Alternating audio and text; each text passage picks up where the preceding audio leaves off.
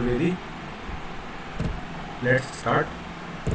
आज हम डिस्कस करेंगे मेजरमेंट एंड यूनिट को। सबसे पहले डेफिनेशन देखते हैं। The process of measurement is basically A comparison process. To measure a physical quantity, we have to find out how many times a standard amount of that physical quantity is present in the quantity being measured.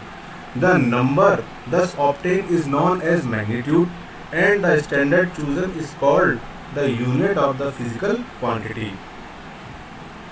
Suppose कीजिए हमें किसी room की measurement करना है। Measurement के बाद हमको पता चला कि उस कमरे की लेंथ 8 मीटर है, उस कमरे की हाइट 12 मीटर है, उस कमरे की विड्थ 10 मीटर है।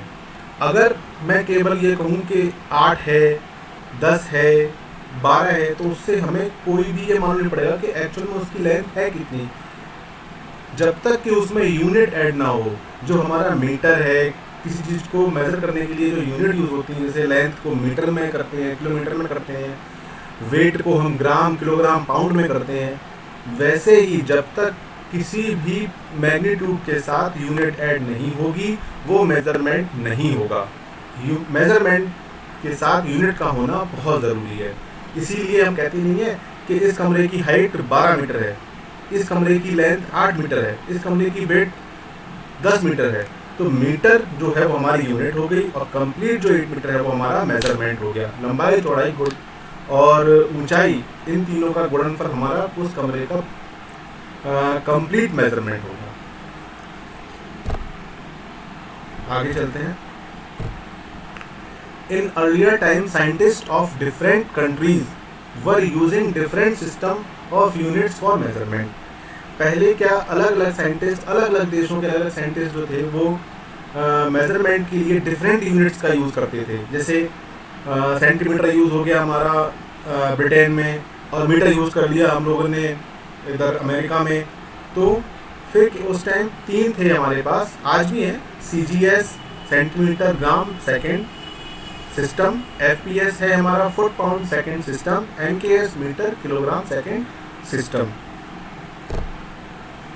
फिर कुछ समय के बाद the system of unit which is at present internationally accepted for measurement is the international system of unit.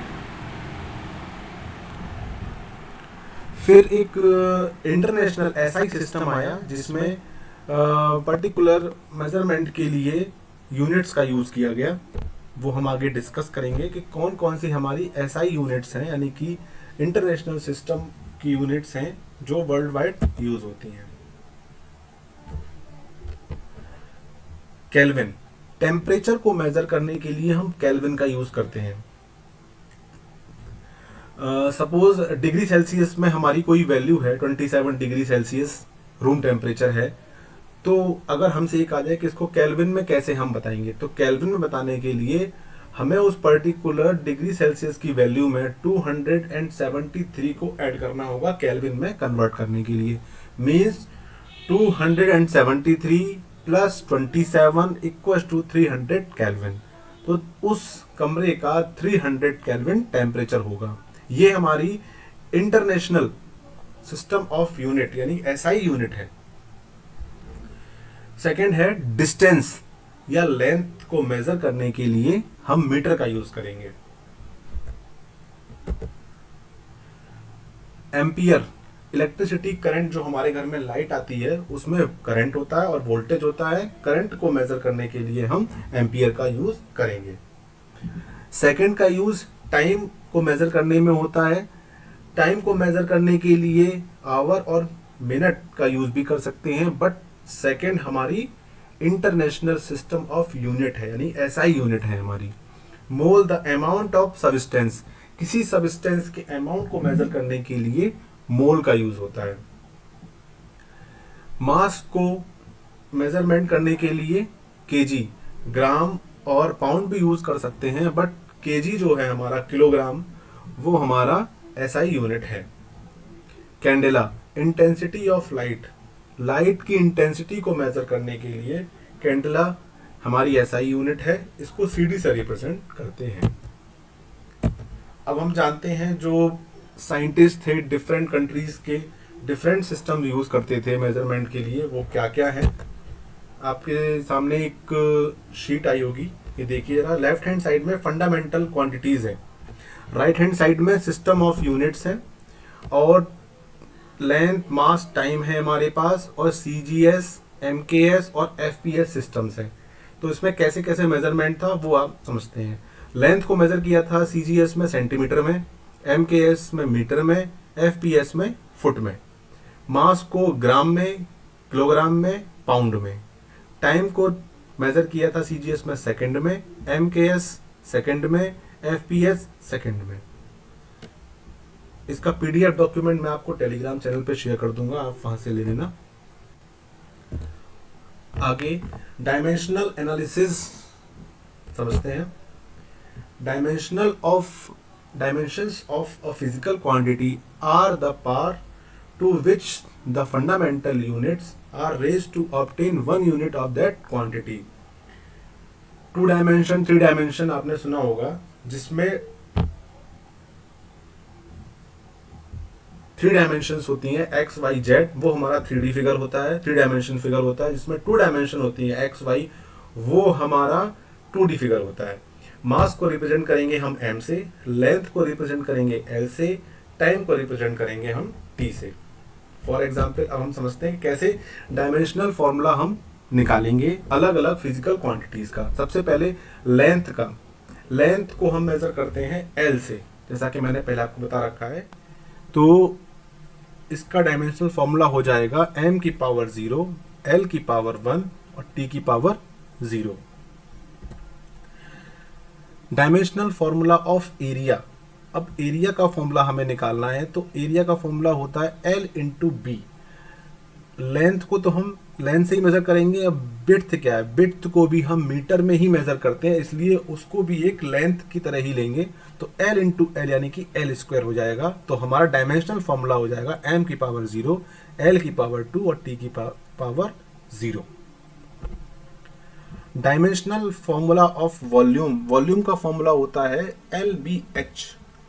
LBH, L तो हमारा लेंथ L से रिप्रेजेंट होगा, विड्थ भी हमारी मीटर में ही रिप्रेजेंट होती है, तो इसलिए उसको भी L लेंगे। हाइट भी हमारी मीटर में ही रिप्रेजेंट होगी, उसको भी L लेंगे। तो हमारा वॉल्यूम हो जाएगा metre into metre into metre, यानी मीटर क्यूब। मीटर को हम मेजर करेंगे लेंथ में, तो L हो जाएगा हमारा वहां पे, तो फॉर्मूला हो जाएगा L क्यूब। अब हमारा फाइनल डायमेंशनल फॉर्मूला निकल कर आएगा m की पावर 0, L की पावर 3 और t की पावर 0। आगे और हम देखते हैं कौन कौन से डायमेंशनल फॉर्मूला हैं। पहले फोर्स, ये आपके 1 से 2 नंबर में MCQ में पूछे जा सकते हैं। डायमेंशनल फॉर्मूला ऑफ फोर्स, पहले हमें फोर्स का फॉर्मूला आना चाहिए। F इक्वल्स टू ma होता है, F बराबर मास इंटू एक्सक्लेशन। m को रिप्रेजेंट करेंगे मास के लिए, L को रिप्रेजेंट करेंगे लेंथ के लिए, T को रिप्रेजेंट करेंगे टाइम के लिए। एक्सलेरेशन का फॉर्मूला होता है वेलोसिटी अपॉन टाइम, या velocity into time inverse. Velocity होता है डिस्प्लेसमेंट अपॉन टाइम, तो LT माइनस 1 वहां से आ जाएगा, और टाइम इनवर्स हो जाएगा T minus 1।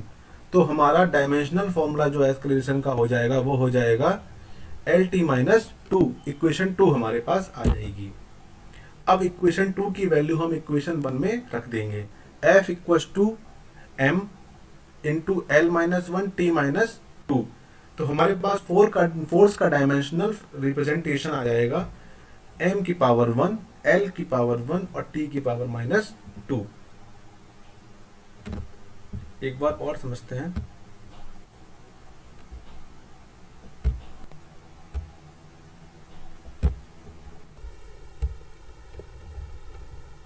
Force equals to mass into acceleration. Acceleration equals to होता है velocity into time inverse. Velocity होता है velocity displacement over time, v equals to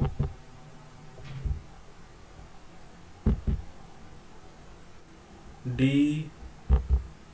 over t. तो डिस्टेंस को हम मेजर करते हैं एल से, तो एल आ गया।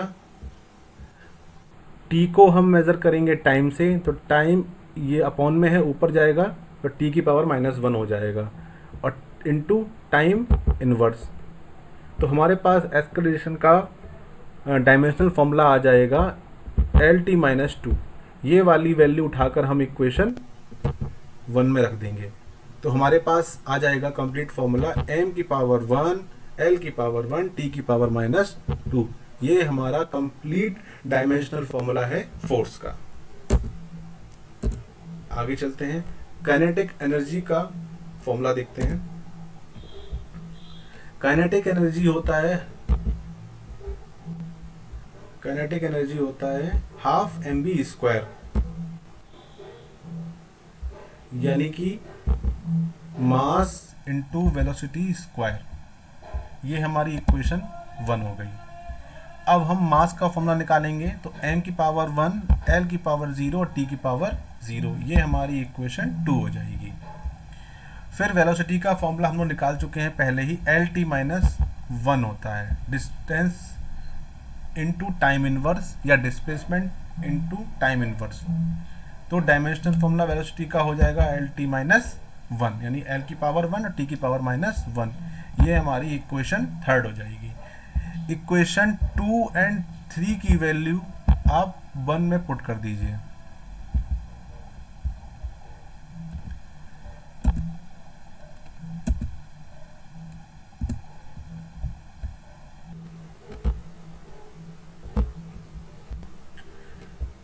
वैल्यू पुट कर देंगे तो m की पावर 1, l की पावर 0, t की पावर 0, m की पावर 0, l की पावर 1, t की पावर -1 का होल स्क्वायर, क्योंकि यहाँ पर वेलोसिटी का स्क्वायर था।